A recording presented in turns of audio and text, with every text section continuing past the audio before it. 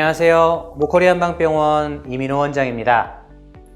협착증을 진단받은 사람이 전방전이증도 있다고 진단을 받으면 협착증 자체만으로도 두려운 질환인데 뼈가 밀려나간 전방전이증까지 있다고 하니까 매우 큰일 난 것처럼 생각하시는 분들이 많습니다. 그리고 뼈가 밀려나가 있으니까 수술을 통해 뼈를 제자리로 반드시 되돌려 놓아야 하는 거 아닌지 고민하시는 환자분들도 많은데요. 하지만 이 두 질환이 같이 있다고 해서 무슨 특별한 다른 질환이 되는 것도 아니고 또 치료가 특별히 더 어려운 질환이 되는 것도 아닙니다. 오늘은 전방전이증을 동반한 협착증을 어떻게 받아들이면 되고 치료는 어떻게 하는지에 대해 설명드리겠습니다.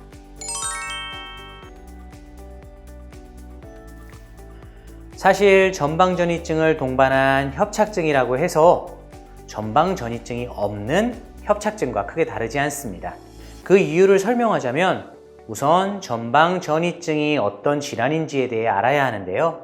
전방전이증에도 여러 종류가 있는데 지금 우리가 말하는 전방전이증은 가장 흔한 퇴행성 전방전이증을 의미합니다. 퇴행성 전방전이증은 사실 많이 볼 수 있는 흔한 질환으로 희귀 질환도 아니고 그렇게 무서워해야 할 질환도 아닙니다.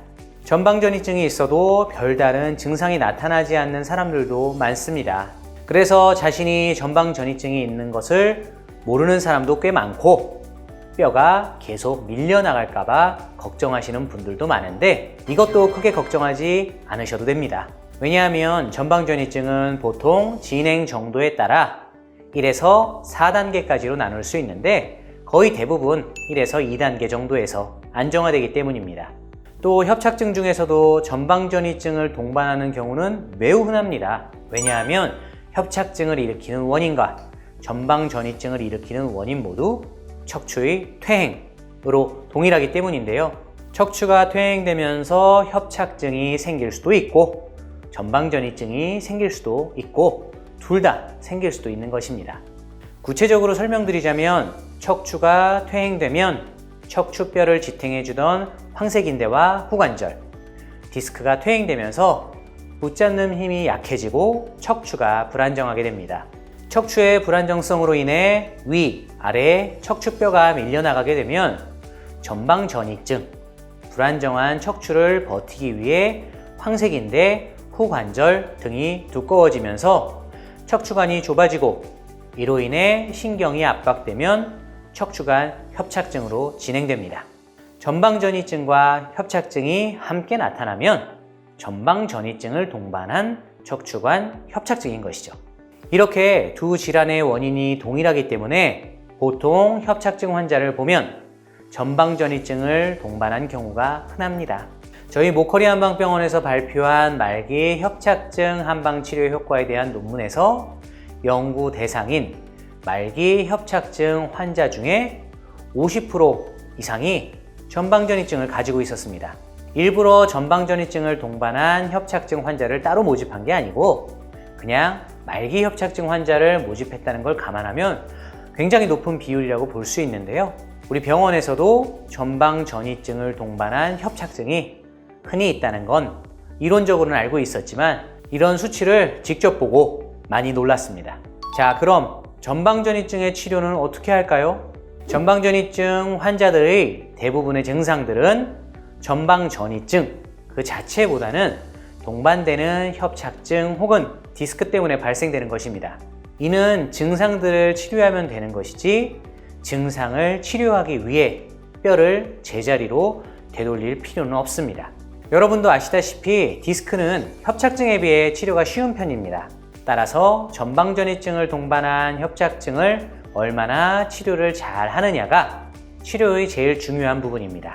협착증은 다리로 가는 신경이 압박되면서 걷는데 문제가 생기는 신경성 파행, 힘 빠짐 등의 증상이 나타납니다.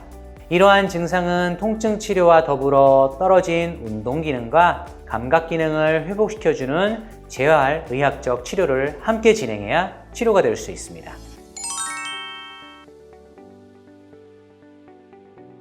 모커리 한방병원에서는 한의사가 직접 환자의 근력 저하 정도, 잔존 근육량, 감각 저하 정도 등의 개인별 특성을 파악한 후 이에 맞는 재활 치료 프로그램을 시행하고 있고 또 좋은 치료 효과를 보고 있습니다. 또한 모커리 한방병원은 미국 유명 병원과 함께 이러한 협착증 한방치료 효과를 객관적으로 검증하여 국제 학술지에 논문을 발표하였습니다.